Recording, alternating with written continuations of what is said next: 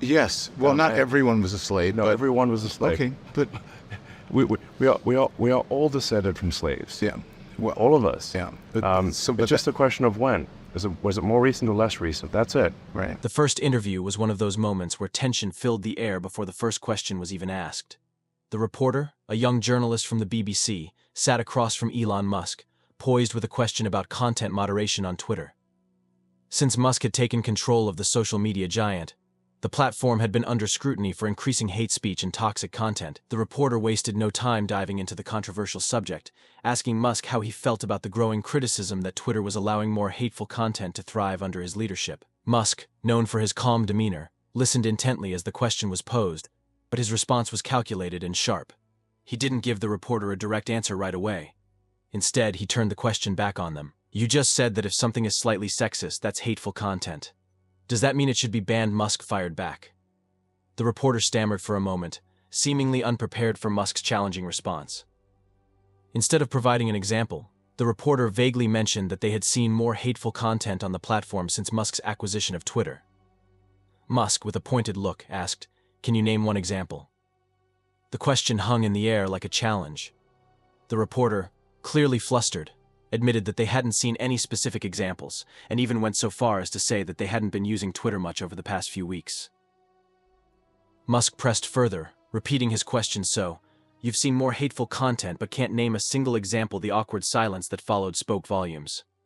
The reporter stuttered, trying to backtrack, but Musk's demeanor was already shifting from calm to assertive. "So, you don't know what you're talking about," Musk stated bluntly. The reporter, caught off guard by Musk's directness, tried to regain control of the conversation, but Musk had already won the moment. He had turned the interview on its head, forcing the reporter to confront the absurdity of their own claims. It was a classic Musk move: intelligent, composed, and brutally honest. This encounter highlighted Musk's ability to quickly assess the situation and counterattack with precision. It wasn't just about defending Twitter, it was about calling out misinformation and holding the media accountable for their often vague and sensationalized accusations. The tension in the air was palpable, and the rest of the interview played out with Musk in control, asking pointed questions and challenging the narrative the reporter tried to build. What had started as an interview about Twitter's content policies had turned into a masterclass in turning the tables on journalists who failed to do their homework. Musk had made his point clear: if you're going to challenge him, you better be ready to back it up.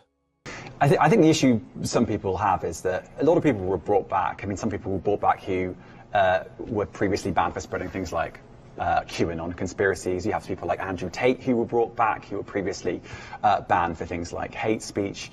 Do you think you prioritize freedom of speech over misinformation and hate speech? Well, you know, who's to say that something is misinformation? Who's the arbiter of that? Is it the BBC?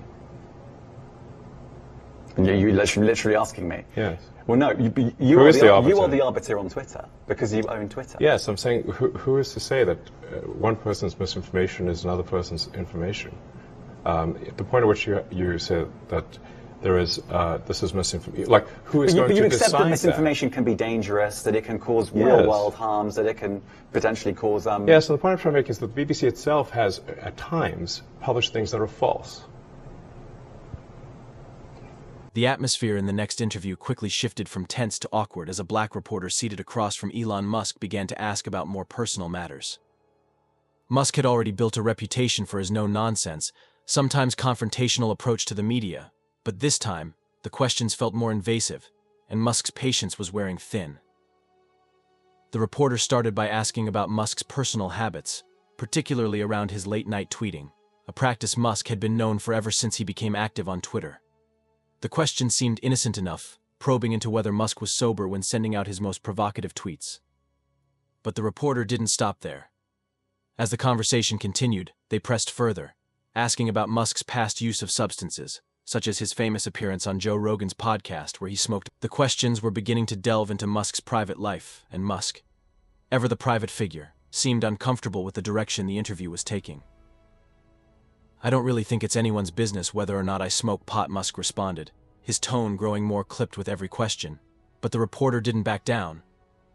Instead, they pressed Musk about whether he had a prescription for ketamine, a drug Musk had publicly admitted using for medical reasons.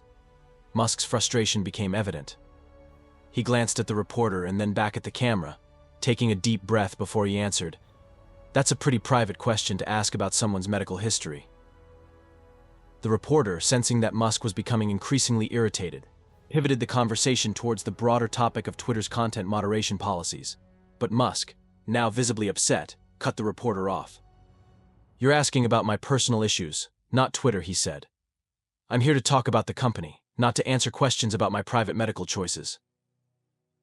The line between professional curiosity and personal invasion had been crossed, and Musk wasn't willing to tolerate it. He made it clear that he was here to discuss his business endeavors, not to be grilled about his personal life or health. It was clear that the reporter's persistence was pushing Musk further into a defensive mode, and his usual calm and composed demeanor was beginning to crack. "Look," Musk said, now fully annoyed, "I don't owe you an explanation about my personal life. If you want to talk about Twitter, we can do that. But if you're just going to ask me these questions, we're done here." The reporter, realizing they had pushed too far, attempted to smooth things over by switching the topic back to Twitter, but the damage was done. Musk's frustration was palpable, and the rest of the interview felt stilted and uncomfortable, with Musk's responses growing shorter and more pointed. The reporter had learned an important lesson that day. Elon Musk, for all his public persona as a billionaire tech mogul, wasn't one to let anyone cross the line into personal territory without repercussions. What started as a fairly routine interview had spiraled into a public lesson in respect and boundaries. Musk's reaction to the invasive questioning left an impression on everyone watching. He had made it clear that while he was open to discussing his business and his vision, there were lines that even the most persistent reporters shouldn't cross. And in the end, the reporter was left with the clear message: ask the right questions, or risk pushing Musk and the interview too far. Listen, I'm not asking you anything that anyone else hasn't asked you about your controversial stuff that you tweet. You post a lot of controversial stuff. Is that considered blowing off steam? Well, I guess I do enjoy using the platform. I mean, I do call the X platform the PvP, or player versus player platform. So in video games, there's player versus like environment, where you're not playing against other people, and then there's PvP, which is like hardcore. You're actually playing against other people, and But that's blowing off steam for you. yeah, Yes. it is to some degree, not always. I mean, obviously I use it for to post jokes, to post sometimes trivia, sometimes things that are of great importance. So you do a lot of it at night, like late at night. So when you're doing this, are you sober when you do it? Almost Are always, you yes. under the influence of anything? No, I don't drink. I don't really. No. But you've admitted that you have a ketamine prescription. Yeah. The interview took a particularly contentious turn when the reporter attempted to challenge Musk on a topic that had gained significant attention in recent years: the so-called Great Replacement Theory. This conspiracy theory suggests that there is a deliberate effort to replace native populations in Western countries with immigrants, often invoking racial and cultural fears. It had gained traction among certain extremist groups, and the reporter saw an opportunity to confront Musk about his views, or perhaps the lack thereof, on this controversial topic. The question was sharp and loaded. The reporter asked Musk whether he believed that the rhetoric surrounding the Great Replacement Theory, particularly in the context of Twitter's content moderation, had a responsibility to be curtailed. Musk, who had been quite composed throughout the interview, immediately stiffened. This was a different kind of question, one that delved into a dark corner of political discourse, one that required a nuanced answer and had the potential to alienate or outrage audiences, no matter what he said. Musk, who had already shown signs of irritation earlier in the interview, didn't hold back. "I don't have to answer this question," he said firmly, staring the reporter down. The reporter, sensing Musk's discomfort, pressed further, attempting to link Musk's stance on free speech with the growing concerns about harmful content spreading on Twitter. "I don't have to answer questions like this," Musk repeated, his voice more forceful now. The reporter, undeterred, continued to press, suggesting that Musk's platform might be contributing to the spread of such harmful ideologies. Musk, however, wasn't about to let the reporter dictate the terms of the conversation. "I'm here to discuss Twitter, Not to entertain conspiracy theories, he said bluntly, his frustration now bubbling to the surface. If you want to talk about the company and how we moderate content, fine. But if you want to drag me into political nonsense, that's not going to happen. The reporter's question had hit a raw nerve. It wasn't just about Musk's stance on a particular conspiracy theory, it was about the broader implications of freedom of speech on his platform. Musk had made it clear from the outset that he valued open expression and believed that Twitter should allow people to say what they wanted, without unnecessary censorship. But now, confronted with a theory that many people deemed dangerous and inflammatory, Musk was grappling with how to answer without alienating either side of the political divide. At this point, the interview was less about facts and more about perception. Musk's deflection of the question about great replacement theory wasn't just an attempt to avoid controversy, it was a statement about how far he was willing to go in defending free speech on his platform. The question left the room charged with tension, as Musk's refusal to engage in the debate suggested that some topics, no matter how controversial, were better left untouched, especially in the world of social media. The interview ended shortly after, with Musk's frustration palpable. While the reporter may have had his own agenda, Musk had made it clear that he was unwilling to entertain certain narratives, especially those that veered too far into conspiracy-laden territory. For the viewers, the exchange was a reminder of the delicate balance that figures like Musk must navigate between maintaining free speech and mitigating the spread of harmful ideologies. It was a conversation that might not have resolved anything, but it highlighted the challenges Musk faces as the steward of one of the world's most influential platforms.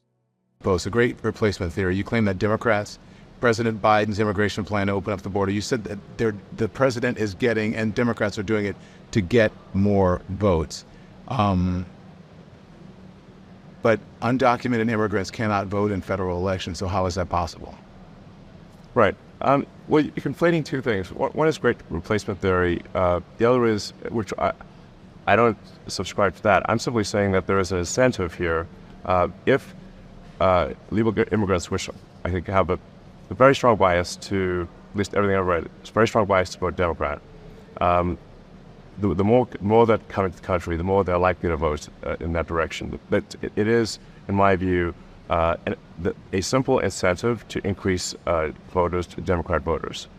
So the question is like how? So there's a few ways that this works. One is that when the census is done, the census is based on all people in an area, whether they are citizens or not. So if there are a concentration of people who came here illegally in a particular state or in a particular state, that state will actually then get an increased number of House seats. So the House seat apportionment is proportionate to the number of people, not the number of citizens. So the illegals overwhelmingly go to places like California and New York. During a tense interview, the conversation shifted to Twitter's struggle with advertisers, a crucial issue that had plagued Elon Musk since his acquisition of the platform. Advertisers had begun pulling back, concerned about the platform's direction under Musk's leadership and the increase in controversial content. The interviewer, sensing an opportunity to press Musk, asked pointedly whether he believed his controversial tweets and management style were to blame for the exodus of big-name companies. Musk, never one to shy away from confrontation, responded sharply, "If somebody's going to try to blackmail me with advertising, go yourself." His blunt words caught the interviewer off guard.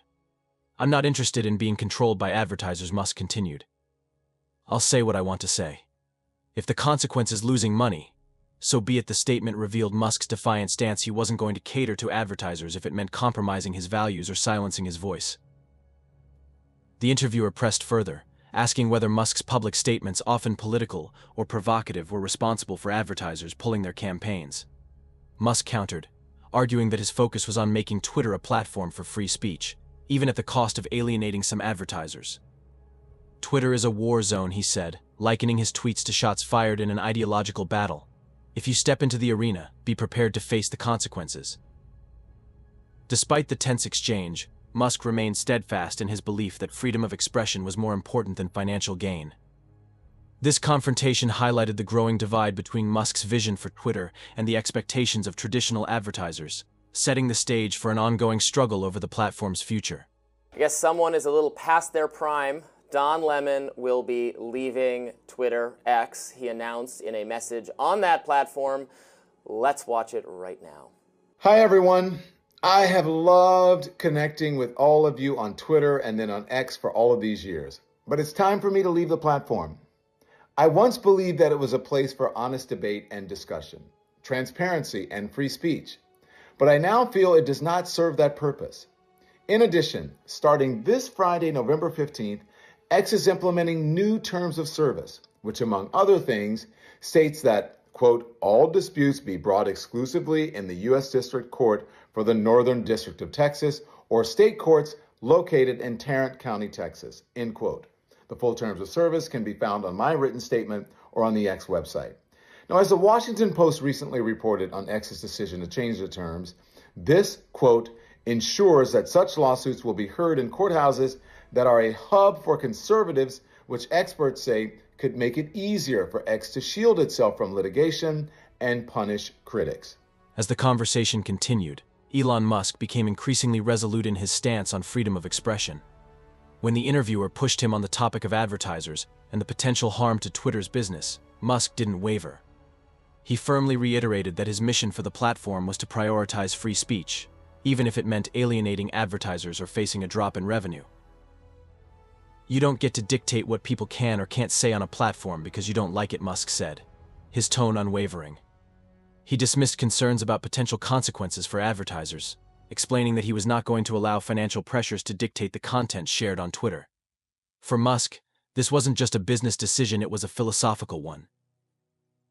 I'd rather have a smaller but more dedicated user base that values free speech than a larger audience that's being silenced or censored, he added. Freedom of expression is paramount, and I won't compromise on that.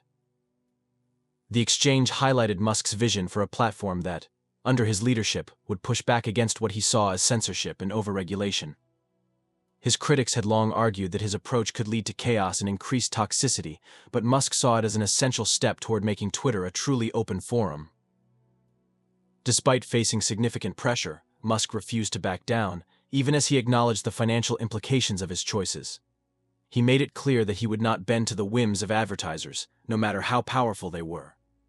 For Musk, the ideal of free speech trumped all else, even if it meant financial setbacks for Twitter in the short term.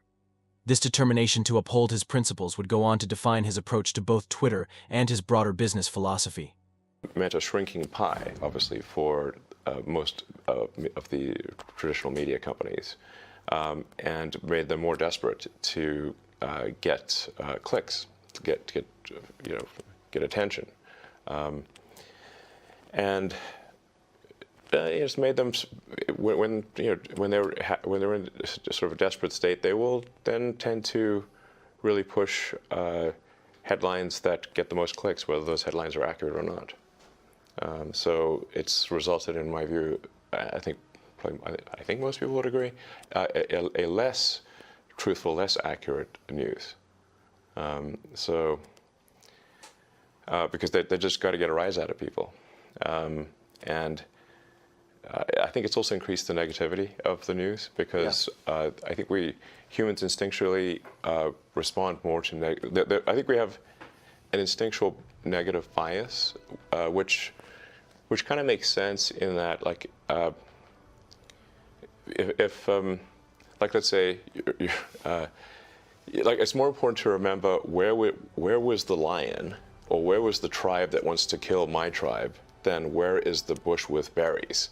Yes. Like, one's like a permanent negative outcome, and the other is like, well, I might go hungry. As the interview progressed, the tension in the room grew palpable. The reporter, intent on pushing Musk to explain his stance on the growing concerns about content moderation on Twitter, started to ask more pointed questions. However, Musk, ever the quick thinker, had a different approach in mind.